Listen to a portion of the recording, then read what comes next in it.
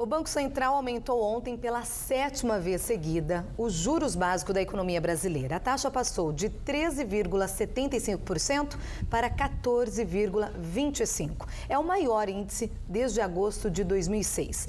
E de que forma isto reflete na nossa vida?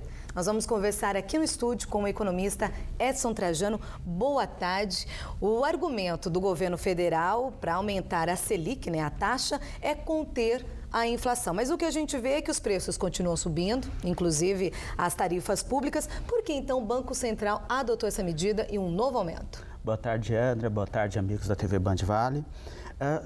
Na realidade, quando o governo aumenta taxas de juros, tem dois objetivos. O primeiro é financiar a dívida pública, e essa é a razão principal.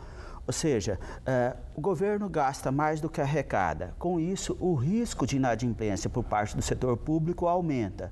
E qual é a maneira que o governo encontra para financiar essa dívida pública? Aumentando as taxas de juros.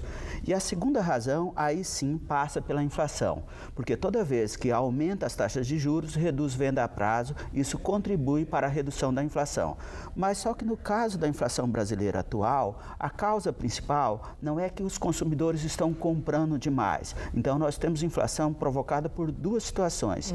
A primeira, aumento nos preços públicos. Então, nós tivemos um aumento extraordinário, principalmente no preço da energia e da água, e aumento no setor de hortifruti como um todo, que é causada, entre outras razões, pela crise hídrica. Sim. E o aumento nas taxas de juros não vai reduzir os preços tanto da energia quanto do tomate ou da batata na feira livre. Então, ou seja, a grande razão hoje do aumento nas taxas de juros é a dificuldade que o governo tem de financiar a dívida pública. Para isso é necessário reduzir as despesas públicas, fazer o ajuste fiscal. Fazer o dever de casa, né? Bom, o objetivo também, segundo o governo, é controlar o crédito, o consumo. O que isso reflete mesmo na nossa vida, na vida do cidadão, do consumidor? O que significa isso? Toda vez que aumenta as taxas de juros, o resultado imediato é a redução nas vendas. Por exemplo, aqui no Vale do Paraíba, nós tivemos um crescimento da atividade econômica nos últimos 6 anos, puxado por dois setores, setor automobilístico e construção civil. Se aumenta as taxas de juros, puxada pela taxa de juro básica, que é a Selic, acaba aumentando as taxas de juros nos financiamentos de automóveis e nos financiamentos de imóveis. Qual o resultado? Esses dois setores já estão enfrentando dificuldade nos últimos meses e essa situação tende a piorar. Por quê? Eu não vou trocar de carro se eu não tenho dinheiro para pagar toda à vista. Se eu preciso fazer um financiamento, nós temos que lembrar que há cerca de 6 anos era possível comprar um carro com uma pequena entrada com taxas de juros menores. Hoje, se você vai comprar, você precisa dar pelo menos 60% no valor de entrada para ter uma taxa de juro menor. Bom, então nessa situação, o que a gente não pode fazer e o que a gente deve fazer, então? Evitar, a qualquer custo, compras financiadas. E principalmente financiamentos com duas modalidades de crédito, cartão de crédito e cheque especial. Evitar isso. Por exemplo, o aumento na taxa de juros Selic, que há 3 anos atrás era de 7,5%, passou para 14%, acaba gerando um crescimento também nas taxas de juros dos financiamentos. Por exemplo, no cartão de crédito, hoje as taxas de juros anual é de 372%. Então, neste caso, é evitar usar o cartão e pagar toda a parcela, não pagar o mínimo. Eu posso usar o cartão de crédito, só que eu tenho que pagar fatura integral no dia do pagamento. Eu mesmo faço isso.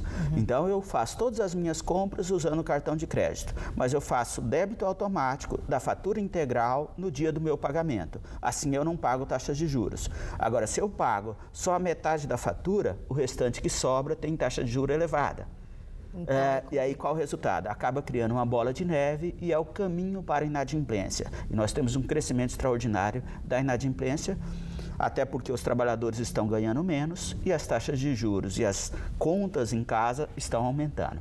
Tá certo, então, Edson Trajano, economista, por explicar aqui pra gente, traduzir este aumento da Selic para nós. Muito obrigado, uma boa tarde. Obrigado a você. Olha, 25% da cobertura da rodoviária nova de Taubaté corre em risco de desabamento. Este é o resultado do laudo contratado pela Prefeitura. De acordo com a Secretaria de Serviços Públicos, pelo menos 1/4 da estrutura do telhado está totalmente comprometido. A administração informou que está avaliando as soluções propostas pela empresa contratada. Depois disto, vai elaborar o projeto da reforma e, enfim, contratar os serviços. Ainda não se sabe os custos deste trabalho nem quanto tempo vai durar. O terminal foi interditado em fevereiro deste ano, depois que parte do teto cedeu por causa de infiltração da água da chuva.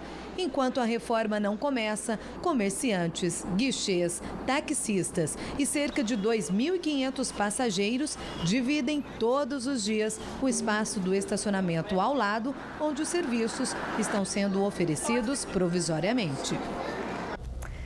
De manhã, aquele friozinho. Depois, à tarde esquenta, né? E à noite, volta a esfriar de novo.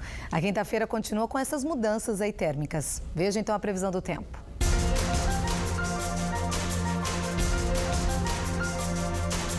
O dia segue firme na região. Na Serra da Mantiqueira, Campos do Jordão e Monteiro Lobato marcam 18 graus.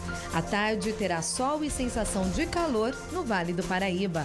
Os termômetros chegam a 26 graus em São José dos Campos e Lagoinha e a 27 em Cachoeira Paulista. No litoral, dia ensolarado também. Caraguatatuba e Ilhabela registram máxima de 26. Poucas nuvens cobrem o céu de Cunha na reta final da semana. Amanhã, mínima de 16 e máxima de 26.